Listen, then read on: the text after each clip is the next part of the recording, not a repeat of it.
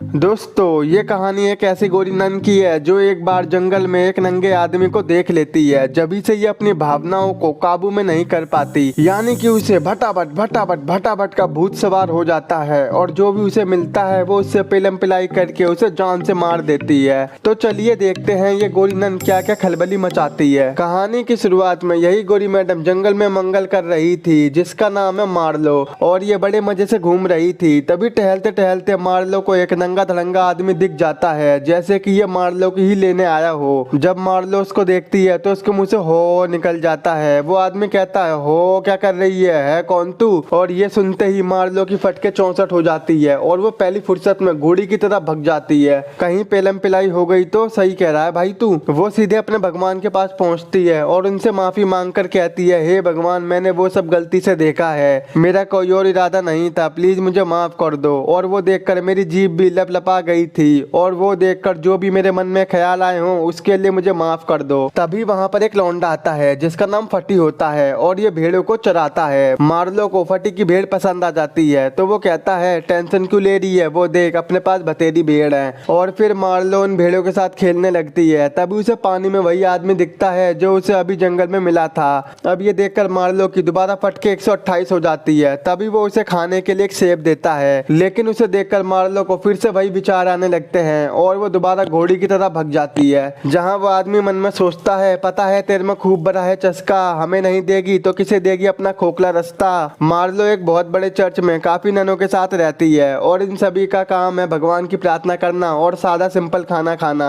वहीं किचन में एक सीनियर नन आती है। वो कहती है, ओ नींद की रानी, अभी पिलाऊं तुझे पानी, मुंह धो के खाना बना दे।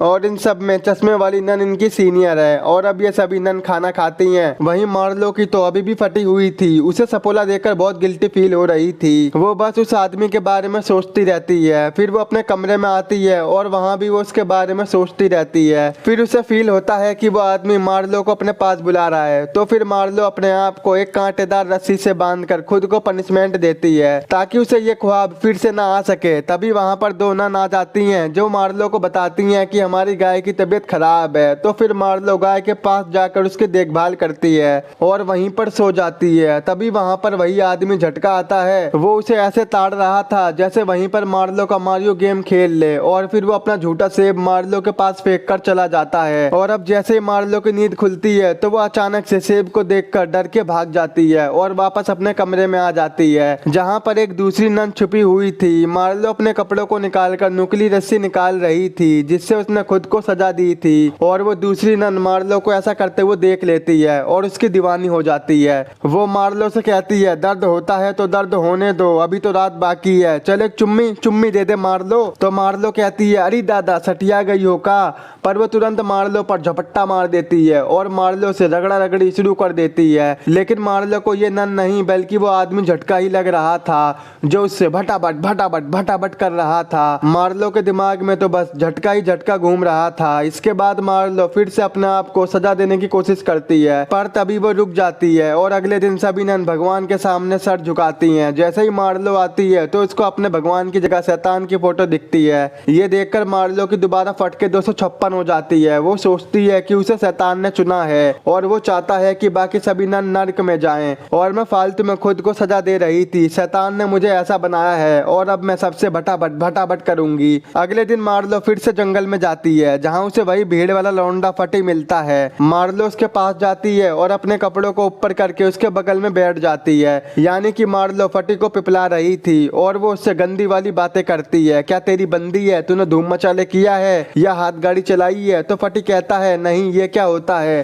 तो मार्लो कहती है, चलो मैं सिखाती हूँ। वो उससे चुम्मीबाजी करने लगती है। फटी सोचता है, ये साली नन सटिया गई है क्या? ये तो भक्ति पूजा करने वाली है ना, ये क्या कर रही है? और वो तुरंत उठकर वहाँ से भाग जाता है, जिससे मार्लो को बहुत गुस्सा आ जाता है। वो कहती है, ओ फटी, तेरी तो चड्डी फाड़ दूंगी, मुझे रिजेक्ट करेगा, मैं रगड़े की दीवानी हूँ और शैतान ने मुझे इसी काम के लिए चुना है। और फिर मार्लो वापस अपने रूम में आ जाती है, जहाँ पर वही रात वाली नन फिर से आती है, पर आज उसे एल्डर सिस्टर ने बहुत मारा था। लेकिन मार्लो को उससे घंटा फर्क नहीं पड़ता। वो उससे चिपकने लगती है, लेकिन ये दूसरी नन उसे मना कर देती है और वहाँ से जाने लगती है। तभी मार्लो को पता नहीं क्या हो जाता है, वो उस नन को चाकू से मार देती है, यानी कि अब मार्लो को बस भटाभट भटाभट चाहिए। इसके बाद मार्लो दूसरी नन के पास जाती है है, जहाँ पर वो देखती है कि वो फांसी लगाने की कोशिश कर रही थी, जिसे देखकर मार्लो मन में सोच रही थी जल्दी मर जा, वैसे भी एल्डर नन ने तेरा खून पी रखा है। और तभी वो उस नन को धक्का दे देती है, जिससे वो भी मर जाती है। और ये फांसी इसलिए लगा रही थी क्योंकि एल्डर नन उसे बहुत डांटती और मारती थी। अब इसके बाद मार्लो फिर से फटी के घर जाती है, पर फटी वहाँ पर सो रहा होता है। फिर मार्लो फटी की दादी की मदद करने को बोलती है, तो वो उसे मना कर देती हैं।